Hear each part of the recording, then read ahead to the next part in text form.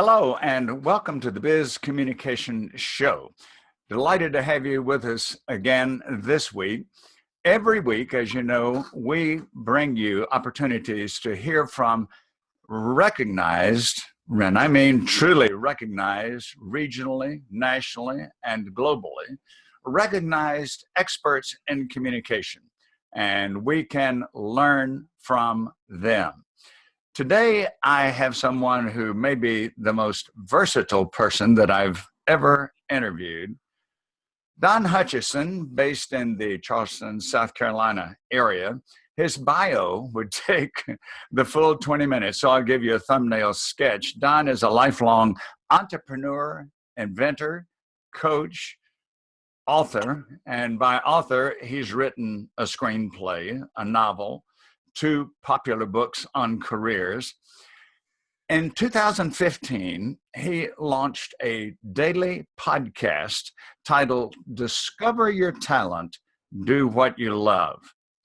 He created that to help us find our true talents and to use them to build a career of success, satisfaction, and freedom. I like this about Don. He says he's never had a boss, and he's created 6 innovative companies in advertising, publishing, coaching, and career planning. And now on the internet, he hosts this show, get this, which he launched in 2015. He has already interviewed almost 600 guests. So when I thought about how much each one of us needs to learn interviewing skills, because we're interviewed for so many reasons: to get a job, to get a promotion, to get a loan, to get venture capital. There are many reasons we're interviewed. Well, why not ask the man who has interviewed so many people what it takes to be a successful interviewee? And I'm very delighted now to welcome to our show, Don Hutcheson. Hello, Don. Bill, how are you this morning? It's great to be with you.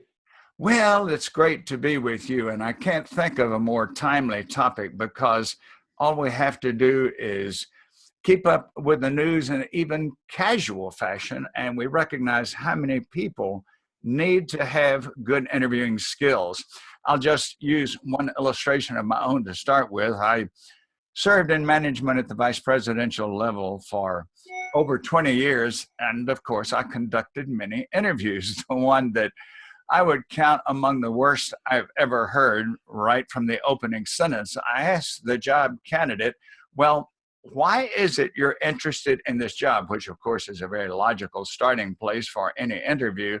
And the candidate said to me, because my mother thinks it would be a good job for me. I couldn't say, well, we're not hiring your mother. We're not interviewing your mother. Of course, Don, in that situation, the interviewer has to be polite and has to do some role playing and acting for the next 20 minutes to let the person think that you remain interested in them, although at that point you certainly are not. So take it from there, Don. Of all the many hundreds of people that you have interviewed, both in your other careers and on your podcast, what is it? What are some of the qualities, mention several of us during the interview, please, that you know are required for a good, successful interview? Well, on the pure strategic side, the first step is so obvious, but it's so often overlooked, as you just demonstrated in your example. Do your homework.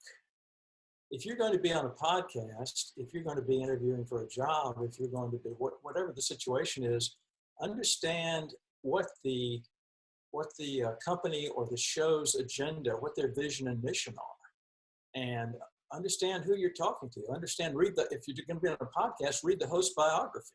You just shared my biography. Read the host's biography and understand where they've come from, what their experiences are. You're not talking to a brick wall. You're talking to a human being that has a whole rich story, tapestry.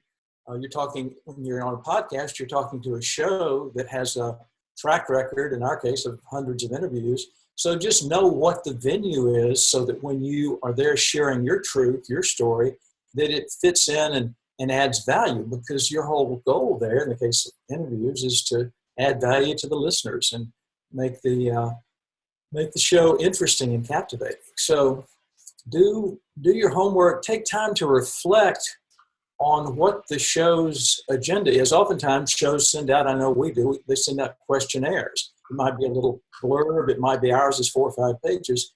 So take a minute, take 5 minutes and reflect, and you don't have to be anal about it, but just look at the questions and take some quiet time and reflect on what the agenda is. Don't assume because you've been on a lot of shows that this show is like everyone else's. It's odds are there are nuances, right? So be sensitive to those nuances. Well, the thing about it too, Don, is that researching a company these days just takes almost no effort because of the internet. There was a time before 1996 when we started getting wonderful access to the internet across the globe. There was a time before that when you might walk into a company and say, tell us about your products. Tell us about your services. What kind of year did you have last year? Who's the head of the department I'll be working for? Now, most companies of any stature are even publishing their annual report on their website. So to try to go in and, as somebody might say, wing it, you just flew yourself right out of there if you're trying to wing it. You make a great point. In the case of the job interview, we had a guest on the other day that's a real expert at this. In the case of the job interview, not only do you need to know the niche and the competition, but you need to know what's been happening last week with that company. Maybe there was something that happened, they made a big announcement, or a competitor introduced a new product or service. Well, you need to know that. So when you're interviewing, you can say, hey, how did that impact your growth? How did that impact your staffing? How did that impact this department? So that you're really up to the minute on exactly what's going on, and show that you're a person that pays attention and thinks strategically and tactically. I like what you're saying there, Don, from the standpoint of don't go into an interview just passive, waiting for their questions and responding to them. The excellent interviewee is one who takes initiative, because people want to hire those who have initiative. So they take initiative in the interview. And as you say, they may comment on something that's just happened, that's maybe been in the press, or they heard from a colleague. You showed that you're current. You didn't just go back and do some digging in some old stories. Yes, exactly. Well, then if you drill down in this process, again, whether it's a job interview or being on radio or television or podcast, I think, and you know this well because this is your training and experience, I think the real pertinent piece is to be present. You need to be here now in this moment. We're in a world that's so frantic and so driven by go and do. But when you're in the interview, that's a chance to show who you are in the deepest sense. So take time to relax. I know that sometimes interviews can be stressful, or certainly job interviews, but breathe. Take a long walk. Do whatever you have to do. Don't get hyped up on too much caffeine, whatever it is, so that you can be there now and be with the person and show them that you're in this moment and listening and taking it all in. Make great eye contact. Look into their deepest heart so that they can see a piece of yours, because they're not just hiring we hire people for their skills, but the whole person shows up for work. Who are you as a whole person? Share that just by your presence. I think that's a vital point, because people who are assessing us, whether they will hire us or not, one of the first things they really want is to feel at ease with us. And as you say, eye contact and being composed. Now, certainly, and I teach this as a speech coach, you don't want to go in there like a daisical. You do want to be revved up. And one of the things I teach about stage fright is it's not entirely our enemy, because we want to be in high gear in any important interaction with someone else. but there's a happy medium. You also want to look composed. You want to look in control. And you certainly, when the other person is asking you questions or talking, for goodness sake, don't look out the window. Don't check your text messages. Don't answer your smartphone. Be there totally. And one of the things that I've heard a phrase along that line, and it came from improv theater. A prominent friend of mine told me he had gone through improv theater to improve himself professionally. And one of the phrases they use a great deal is in the moment. Yes. Be in the moment. Yes. Those are very vital tips. Eye contact. And of course, body language does it as well. You don't go in there and slouch down and look as though you're about to take a nap. Yeah, exactly. Well, another piece of it that it's interesting how things change, styles change, and different modalities change. But you might pay attention to how you're dressed. Yes, you and I remember, what was it, 20 or 25 years ago, the very popular book by John Malloy, Dress for Success. By golly, nobody knows what that means now. It seems. I had a fascinating conversation with a friend of mine who hosted a booth at a job fair here in Gainesville, Georgia, a couple of years ago. At that time, this friend of mine was working with an investment company. He hosted a booth there.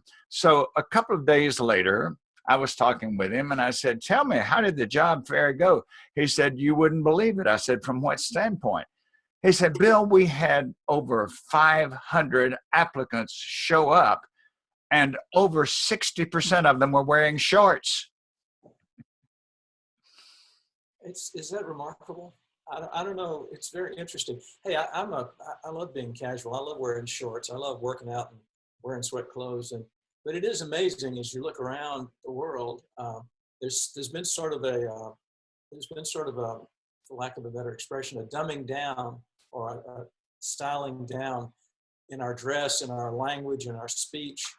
And I think it's lamentable. I think there's a certain level. I don't believe we need to be formal that much, but we certainly need to be respectful and prideful of who we are and how we present ourselves, with our haircut and our body language and our communications need to just be, in my opinion anyway, just need to be representative of our philosophy and our approach to the world.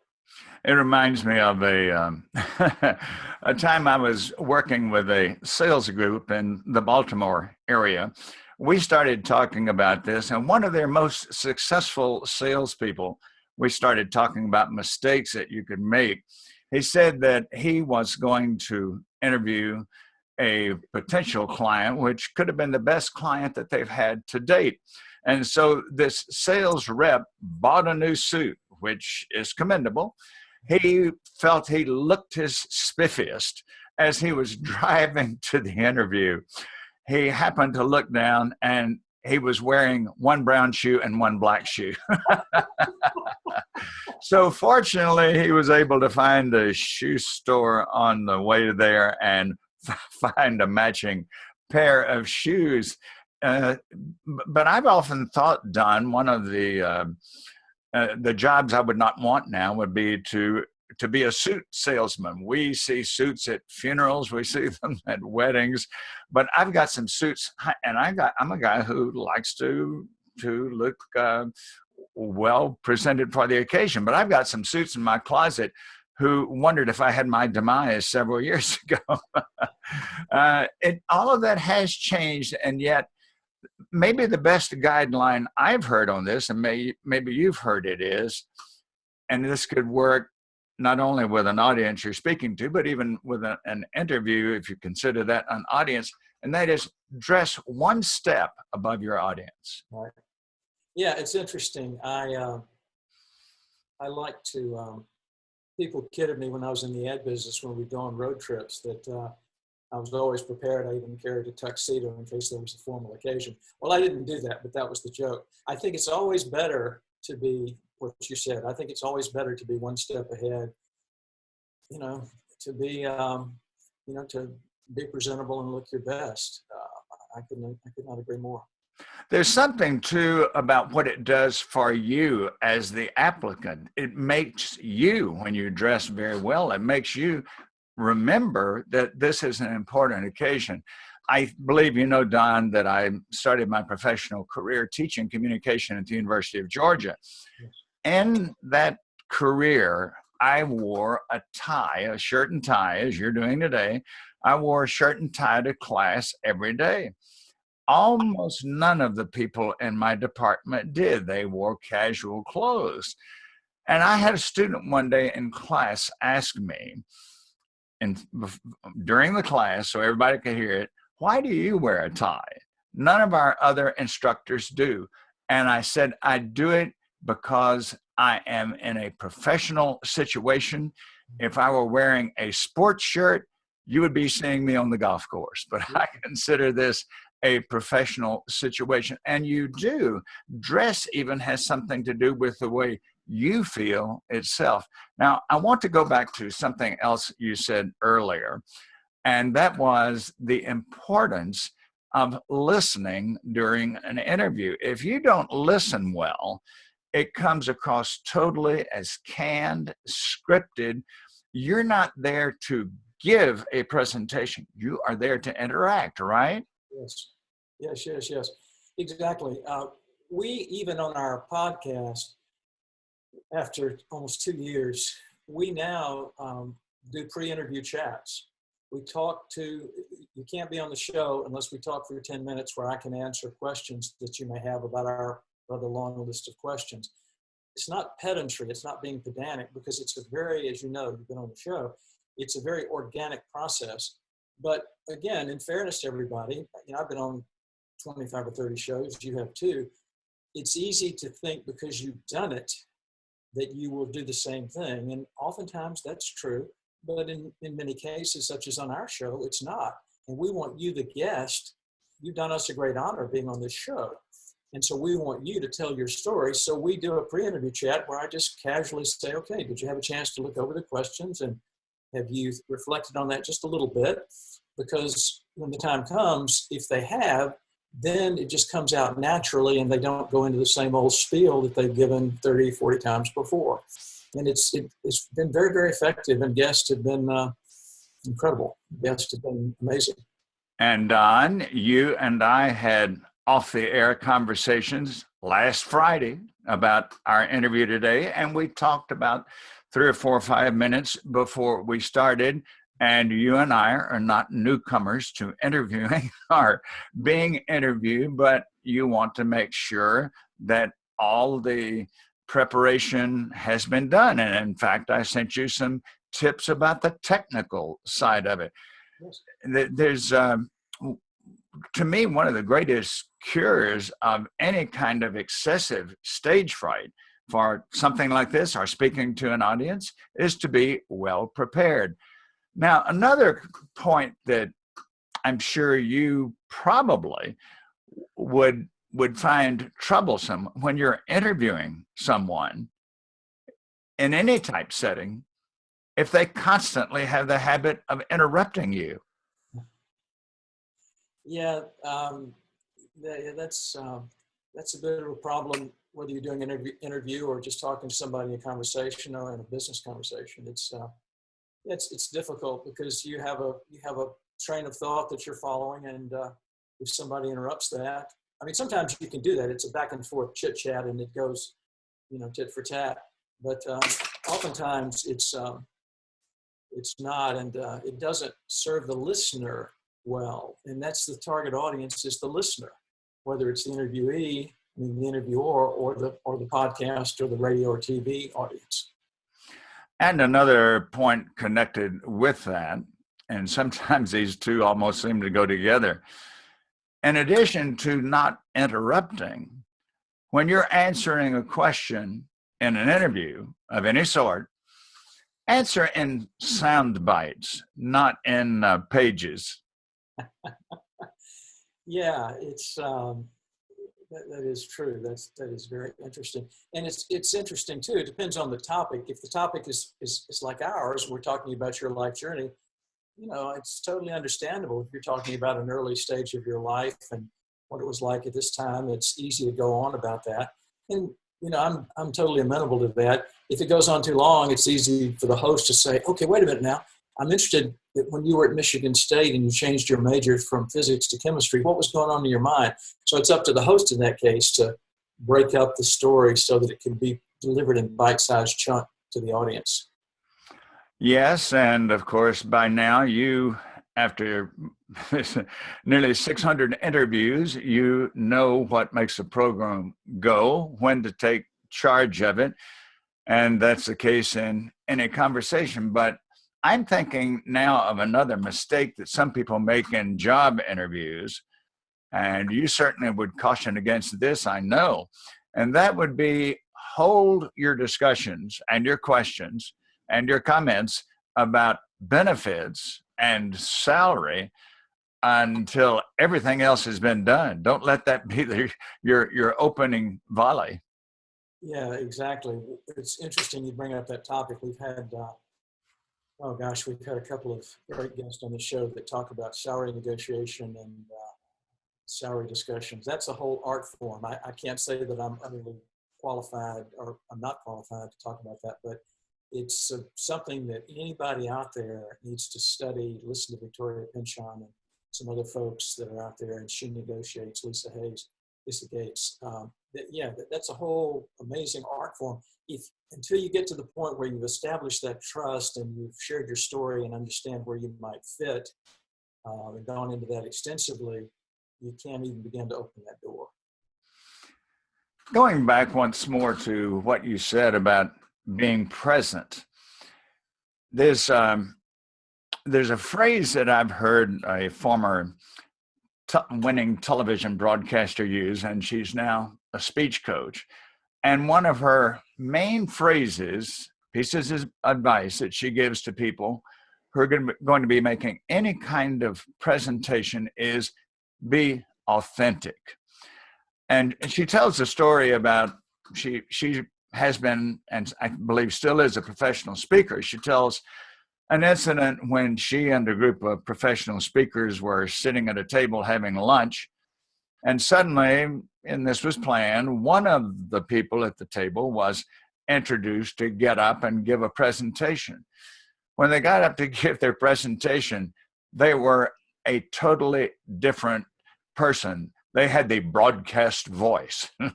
They had the perfect pronunciations. And to her, she was, for one thing, she was shocked. And secondly, she was turned off, because in any type of setting, whether you're talking, as you and I are now, to one person, or whether you're talking to an interviewer, or whether you're talking to a large group, they just want the real you, don't they, Don? Yeah, they do. And in life in general, I don't care, interpersonally, family, friends, allies, business, it doesn't matter. That's what we want. We really want to know. I love that word, authentic. And it's, to me, it's sort of the core. It's just it's consciousness, being here now. And instead of just being in your mind and thinking about, okay, let me see how I can really wow this audience, or how I can present the facts of my story and this strategy, it doesn't work very well. It comes out as canned and a pure logic. It's just like a spiel. And the reason that salesmen and women get such a bad rap, or at least a certain segment, is because they do those canned presentations. And when people are genuine, it's not a canned presentation. It's a desire to find out where the common ground is between the audience and you, and how you might serve them. The canned presentations certainly don't work in sales any longer at all. The most popular phrase, which has been around a while, is consultative selling. You consult with the person. You find out what their needs are, and sometimes the sales rep will get the highest credibility when they say, well, after talking with you for this half hour, which I really appreciate, I see I'm not the one who can meet your needs, but I know who can. And this demonstrates that the client comes first, not your your quarterly bonus or your quota, but the client instead comes first. What other tips as we're nearing the close would you give us about successful interviewing? Well, if you're on a, again, just think of the end results and the target audience for if you're talking about a radio show, a podcast, a TV, just think about where they might be in their journeys. In the case of our show, for example, people are looking to listen to our show. They're listening to our show because they're looking for strategies and insights from guests that will help them, whether they're 18 or 38 or 68, to move to the next level. And so as you're the guest, think about what you share and how that will impact the listeners and what they can get out of it. So if you're putting yourself in their shoes, which is what you just said about the great salesman who said, I'm not a fit for you. If you put yourself in their shoes, then you're going to deliver value and everybody benefits, the audience, the podcast host, you, and everybody else. Don, this has been fascinating, interesting, and certainly informative.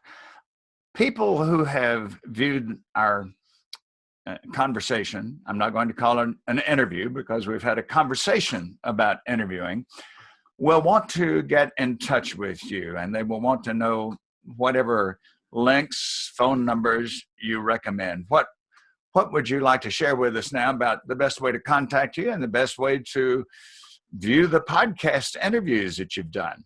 Well, thanks, Bill. It's fun being with you as always. This was great fun for me too, and very interesting. DiscoverYourTalentPodcast.com is the website. You can go there and click on podcast and listen to all those shows. If you want to contact me, it's don@dytpodcast.com. We have a lot of things in the works after almost 2 years, membership site coming up and various different courses and modalities, and just reach out to us. We're on LinkedIn. I'm on LinkedIn, Don Hutcheson with DYT Podcast. We have a Facebook page, Discover Your Talent Podcast. Twitter, Don Hutcheson 11. What did I leave out? We're pretty much we're pretty much out there. So I'd love to hear from your viewers and connect with them and find out how we might be able to serve them. Don, thank you so much for letting us know how to get in touch with you and to learn more about the marvelous work that you continue to do. Again, one of the most versatile people I've ever known. I was looking at your record and remembering that you were a Russian linguist for the U.S. Army. I'll have to tell you, you do pretty darn well with English too. even with our deep Southern accents, right? Well, you are from the Charleston area, you know, a beloved Southern accent.